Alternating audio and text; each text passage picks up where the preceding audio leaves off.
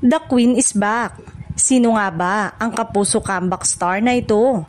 Mainit na pinag-uusapan ngayon sa loob ng showbiz industry ang pagbabalik ng isang reyna sa GMA Network. Tahimik man ang network sa kumpirmasyon. Marami na ang nakakapansin ng mga palihim na galaw at mga clue online na tila nagpapatunay na magbabalik sa Kapuso Station ng isa sa pinakamalaking pangalan sa telebisyon.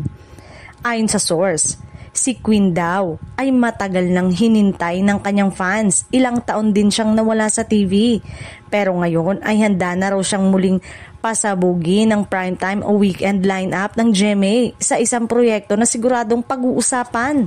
Isa pang clue, kilala ang aktres sa ganda, karisma at pagiging box office favorite. Minsan na rin siyang tinawag na reyna, hindi lang ng Kapuso Network kundi ng buong showbiz dahil sa tagumpay ng kanyang mga proyekto noon. Marami tuloy ang nagtatanong, eto na kaya ang pagbabalik ng primetime queen o baka naman ibang queen ito na magpapayanig sa GMA sa unang pagkakataon?